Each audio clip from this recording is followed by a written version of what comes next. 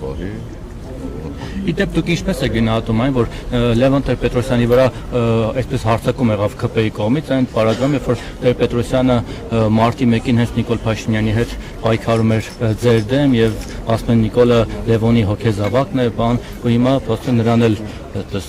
ապերախտություն ցուցաբերեցին նույնիսկ իրենց հոգեվոր հոր նկատմամբ։ Ես մի անգամ կարծում եմ էլի ձեր հարցին պատասխանել եմ,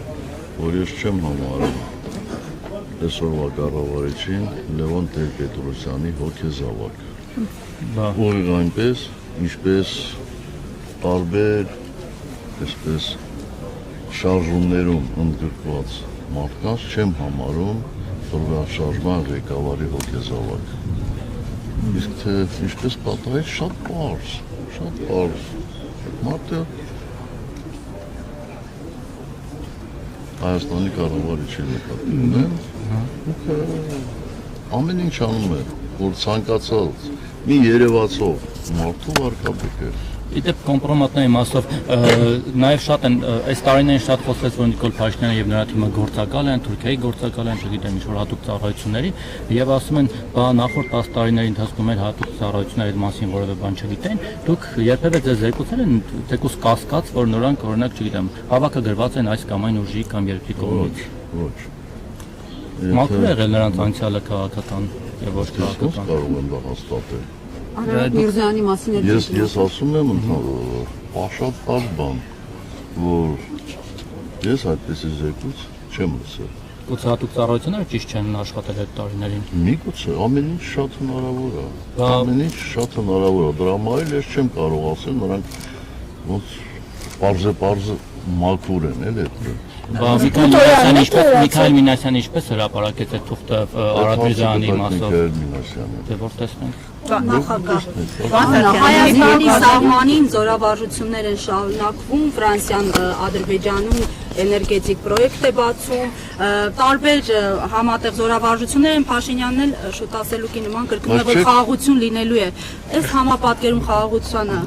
պետք է կարծում, որ չարաշահում եք այս դատական նիստի առկայությունը եւ այն հարցերը։ Հարցեր կան, որոնց պատասխաններն ակնկալում են նաև ձեզնից լսել քաղաքացիները։ Ինչ հարցեր։ Ի վերջո,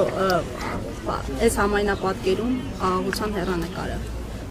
ասելով խաղաղություն կստանանք։ Ու այնպես ինչպես հալվա ասելով մեր Լեռանը քաղցրանում է, չէ՞։ Պարոն նախագահ, Նիկոլ Փաշինյանը վեհարանի վրա այս հարձակումը ցույց որ ինքը կարելի գծեր ըստ էության չունի, մտնելով անկողին, չգիտեմ, նոր եք համոզվել, ես ձեզ շնորհավորում եմ։ Ես իմ հարցն է, ինչ գործիքակազմով պիտի այդ կարգի գործիչի դեմ պայքարել, գործուն ինչ գործիքակազմ կա, երբ որ գիտես, որ դիմաց կարելի Մենք առաջադրել ենք գործիքակազմ։ Մենք առաջադրել ենք։ Դասական գործիքակազմեր են ըստ էության։ Դասական։ Այսինքն ինչ էքստրաորդինար մի բան է պետք երևի, որովհետև սովորական երևույթ չի, էլի։ Այդ էքստրաորդինարը ինչ է։ Ուժեք, եթե տրամաբանական հուշումը լինի, կարող ենք մենք Մի քիչ դժվար է հույսել, որ ինչն է այս իր հետ իր լեզվով։ Ես չեմ կարծում, որ քննադատության պակաս կա, բայց ես օրինակ ի վիճակի չեմ իր լեզվով խոսել։ Իր բառամթերքով։ Ի վիճակի չեմ։ Վերջին ինչալս բառամթերքը, երբ որ եկեղեցու հետ կապված արտահայտեց ձեր վերաբերմունքը, դուք պետության ղեկավար եք եղել, շատ այսպես իրավիճակներ եք եղել, որ կարող է եւ հունից դուրս եք եկել, օրինակ ձեզ կարող եք այդպիսի բառամթերք ցույց տալ։ Ոչ։ Պարոն նախագահ, արդեն հայտնի է ընտրությունների օրը 2026-ի հունիսի 7-ին,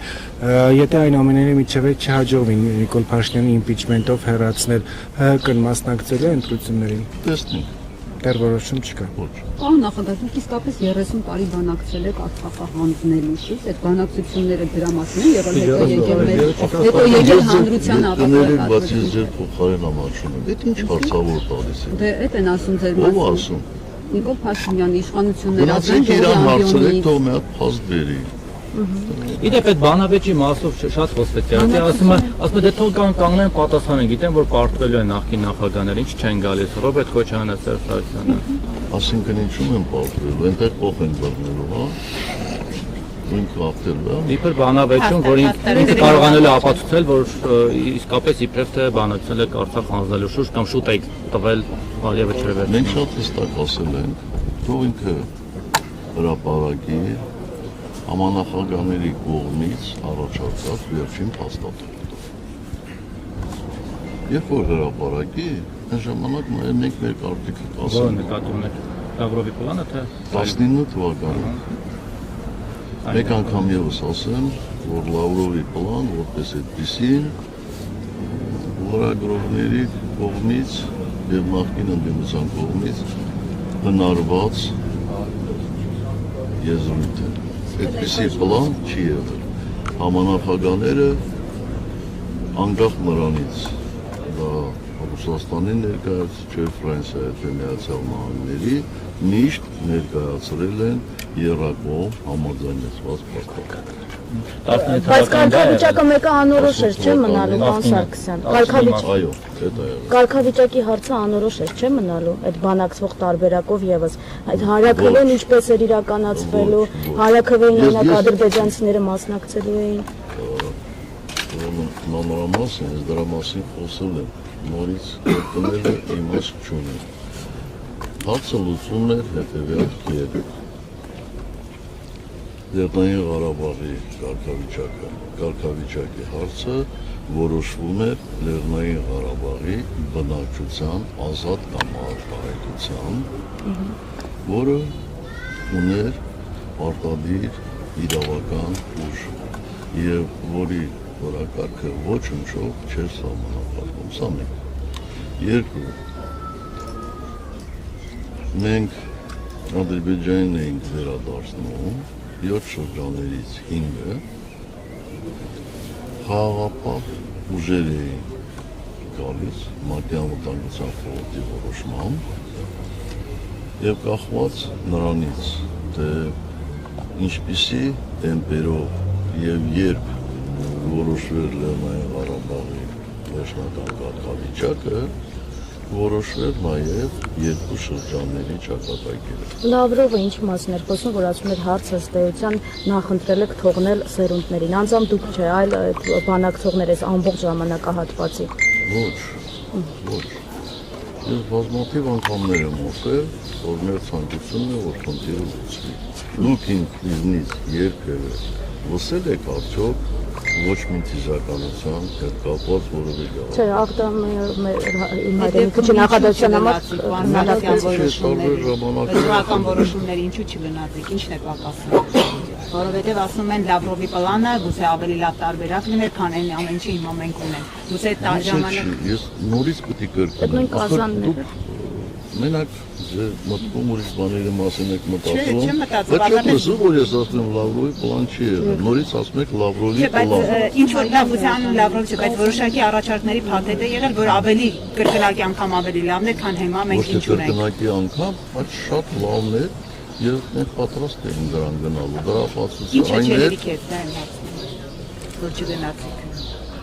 Այդ ձեր հարցին ես չեմ պատասխանել, որովհետև դուք այլ նպատակ ունեք։ Մի բառ եմ ասում, իրեկը դուք եք ասում։ Եթե դուք ավելի լավ գիտեք, դուք պատասխանեք, որ այս մարդիկ լսեն։ Չեմ Ասում եք, պատասխանել։ որ ամեն անգամ երբ որ գնում ենք զիջումների, Ադրբեջան նոր զիջումներ է ակնկալում։ Ես տենց բան չեմ ասում։ Խոսքը փակերների յետևում նաև որ ասում եք Ալիևին ստիպում էին, որ ճանաչեր, Ես չեմ ասում, Ալիևն է ասում։ ասել է, այ ինչը երևի գործընկերից նաև դա նկատում է, պարոն Սարգսյան, Չէ, խորհրդարանի ինչն է ինչ-որ մի ձեռքերում պահի հետ կանգնեցել այդ բանակցություններին։ Մենք էլ չենք կանգնել որը։ Իրենց, մենք պարզվում ենք։ Պետք են կանգնել, այո։ Փակուղում Հույս են ունեցել, որ ռազմական էսկալացիա վարձը աննախագահ դուրս Փակուղին։ Հա, այդ են անդադ հիշեցնում։ Այո, բայց երբ չի եղել փակուղ։ Սկսած 95 թվականից, 94 թվականից տարբեր ժամանակներում եղել են փակուղիներ։ Բայց փակուղին չի նշանակում, որ վերջնապես, վերջնականապես ամեն ինչը որոշվեց։ Այդ փակուղը բազմաթիվ անգամ դուրս ենք եկել այդ փակուղից։ Բա Քիվեստը փակուղի չէ, որ չստացվեց, դրանից հաջորդները, ես մեր ժամանակահատվածին անցնեմ, բա Կազանը փակուղի չէ, Մասնակցությունից հետո ինչպես նոր բանակցությունները շարունակվեցին եւ իրական փոփոխություններ չեղան։ Բանակցությունները տենց այդ փակուղիչներն հարցերը կլուծվեին։ Իսկ մեր ժողովրդի մեջ ինչ է փոխվել, որ օրինակ ապրիլյան պատերազմի Շանում են, խնդրում եմ արգանալ, որտեղ դատականից հետո հատուկ չեմ Yes.